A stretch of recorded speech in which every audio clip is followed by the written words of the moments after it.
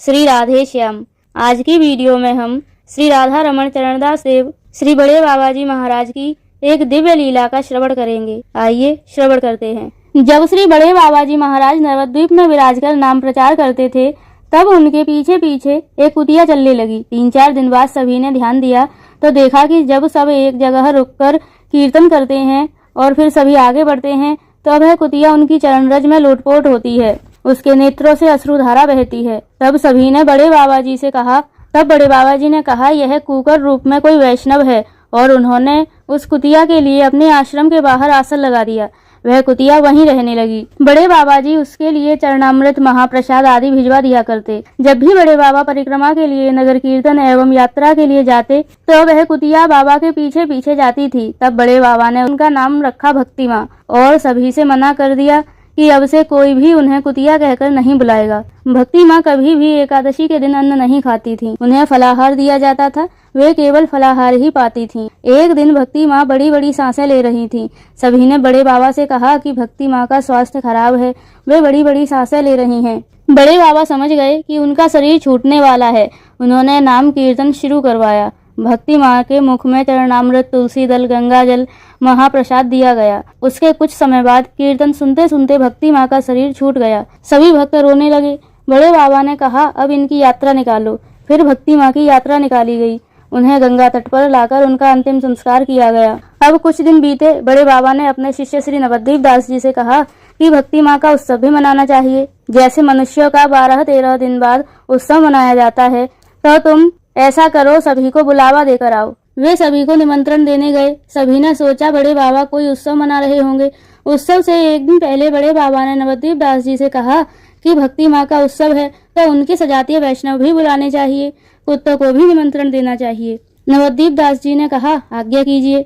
तब बड़े बाबा ने कहा, जाओ और रास्ते में जो भी कुत्ता मिले उसको दंडवत प्रणाम करना, गले में कपड़ा बांधकर, और यह कहना, हमारी भक्ति माँ का उत्सव है और दोपहर 12 बजे भंडारा है। आप सबको अपने इष्ट मित्रों के साथ परम गुरुजी के आश्रम में प्रसाद पाने आना है। अब नवद्वीप दास जी चल पड़े। सबसे पहले एक भूरे रंग का कुत्ता मिला। उन्होंने दंडवत प्रणाम किया और हाथ जोड़कर जैसे गुरुजी ने बताया था निवेदन किया और आगे चले। इस प्रकार सुबह से शाम तक जितने कुत्ते मिले उनसे इसी प्रकार निमंत्रण दिया। अब जिसने उन्हें ऐसा करते देखा, उन सभी ने उनकी हंसी उड़ाई कि ये तो पूरे ही पागल हैं, अब तो कुत्तों से भी बातें कर रहे हैं। शाम को नवद्वीप दास जी लौट आए।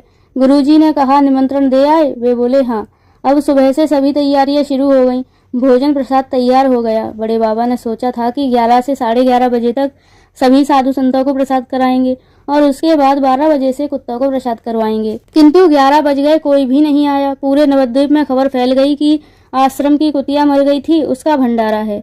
अब मरे कुत्तों का भंडारा खाने हम जाएं, ऐसा नहीं हो सकता। इधर बड़े बाबा ने श्री नवद्वीप दास जी से कहा कि जाओ और पता करो कि कोई आया क्यों नहीं। श्री नवद्वीप दास जी दोबारा बुलाने के लिए गए। सभी साधुओं ने कहा, हम नहीं आएंगे, मरे कुत्ते का भोज भंडारा हम नहीं करेंगे, हमें पहले नहीं बताया था कि कुत्ते का भोज है। नवद्वीप दास जी लौट आए, बड़े बाबा को सारी बात बताई। बाबा ने कहा, कोई बात नहीं, जैसी निताई की इच्छा। इतनी देर में बड़े बाबा के मित्र थे, उनका नाम श्री रामलाल जी था और उन्हें सब राधे श्याम बाबा कहते थे। वे बड़े बाबा से बहुत प्रेम करते थे। जब बड़े बाबा की कोई निंदा करता तो वह सह नहीं पाते थे। अब चारों ओर बड़े बाबा की निंदा हो रही थी। श्री राधे श्याम बाबा आए और बोले, अरे राधा रमण, कभी कुछ करता है कभी कुछ। अरे तू तो निंदा स्तुति से ऊपर उठ गया है, तुझे तो कुछ फर्क नहीं पड़ता, किंतु यदि तुझे कोई कुछ कहता है तो मेरे प्राणों में शूल चुभता है। और ये मैं क्या सुन रहा हूँ, कुत्ता महोत्सव, ये क्या नया नाटक प्रकट कर दिया। और कहते हो कुत्ते भंडारा जीमने आएंगे। अब अगर नहीं आए तो अपमान होगा कि नहीं। बड़े बाबा पहले तो सुनते रहे, फिर बोले, बताओ सब जीवों के अंदर भगवान है कि नहीं। राधेश्याम बाबा बोले, हाँ है। अच्छा बताओ, नित्यानंद प्रभु अनहोनी को होनी करने की सामर्थ्य रखते हैं कि नहीं। वे बोले, हाँ रखते हैं। इस कलिकाल में हरि नाम सर्वशक्तिमान है कि नहीं। तो मैंने भक्ति माँ जिस शरीर में थी उन वैष्णवों को बुला लिया, तो क्या गलत किया। आप श्री नित्यानंद प्रभु पर विश्वास करिए। वे बोले, विश्वास तो है, पर तुम्हें कोई कुछ कहेगा तो मुझसे सहन नहीं होगा। बड़े बाबा बोले, धीरज रखिए। श्री नवद्वीप दास जी से कहा, दरवाजे पर खड़े रहना। स्वयं भी करताल लेकर दरवाजे पर आए और कीर्तन किया। 10 मिनट भी कीर्तन नहीं हुआ होगा कि कुत्तों की पंक्तियां आश्रम में आने लगी। सभी देखकर चकित होने लगे। राधेश्याम बाबा तो मूर्छित हो गए। पट्टियां पहले से बिछी थी, आश्चर्य की बात, कुत्तों को बिठाना नहीं पड़ा। सब कुत्ते अपने आप आसन पर बैठते जा रहे थे। लगभग 150 कुत्ते इकट्ठे हो गए। बड़े बाबा की आंखों से झरझर अश्रुधारा बह रही थी। उन्होंने कहा, इनके चरण धुलाओ। सखी माँ जी ने सभी कुत्तों के चरण धुलाए। फिर कहा, अब परोसाई करो। पत्तल परोसी गई। एक एक करके जितनी सामग्री बनी थी परोस दी गई। किसी भी कुत्ते ने मुंह नहीं लगाया, सबको जल दिया गया। फिर बड़े बाबा ने जयकारे लगाए, दंडवत प्रणाम किया और कहा, अब प्रसाद पाओ। तब सभी कुत्तों ने प्रसाद पाना आरंभ किया। सब परोसने में लगे हैं और कुत्ते प्रसाद पा रहे हैं। अब जब किसी कुत्ते का पेट भर जाता तो वह अपनी पत्तल मोड़कर पीठ करके बैठ जाता। इसी प्रकार लगभग 1 घंटे तक पंगत चली और 1 घंटे में पूरे नवद्वीप में यह समाचार आग की तरह फैल गया। अरे, बड़े बाबा ने कुत्तों की पंगत करवाई है, कुत्ता महोत्सव है गयो। अरे, जो नहीं है सके हो वो है गयो। अरे, राधा रमन ने कुत्ते जिमा दिए, कुकर जिमा दिए। जितने साधुओं ने आने से मना कर दिया था वे सब सच और झूठ का पता लगाने के लिए आ गए और इधर उधर से झांकने लगे। सभी देख देख कर अचंभित होने लगे। अब बड़े बाबा ने फिर दंडवत प्रणाम किया और हाथ जोड़कर कहा, अगर प्रसाद पा लिया हो तो आप प्रस्थान कर सको हो और मुझे आशीर्वाद देओ कि मैं जीवों के भीतर भगवान को, नित्यानंद प्रभु को दर्शन करूं। अब सभी कुत्ते जैसे शालीनता से आए वैसे ही धीरे धीरे सभी चले गए।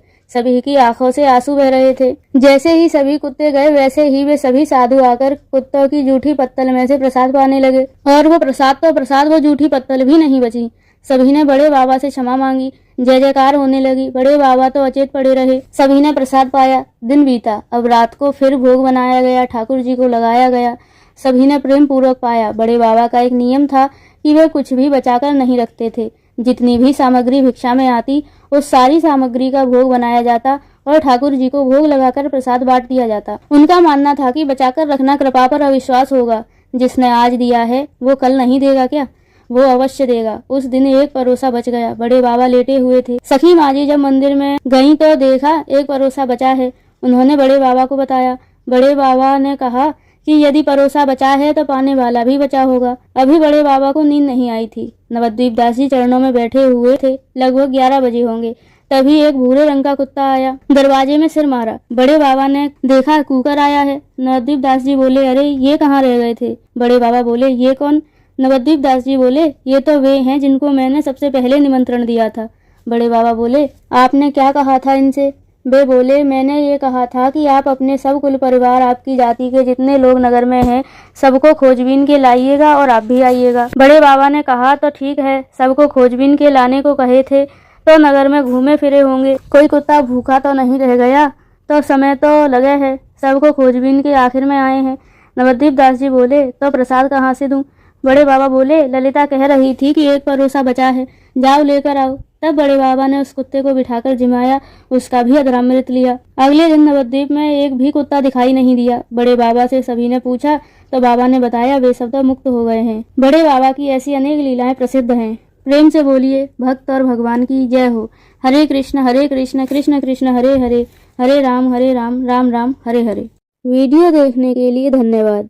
अगर वीडियो अच्छी लगी हो तो इसे लाइक करें और फोटो पर क्लिक करके चैनल को सब्सक्राइब अवश्य करें एवं हमारी अन्य वीडियो एक बार अवश्य देखें।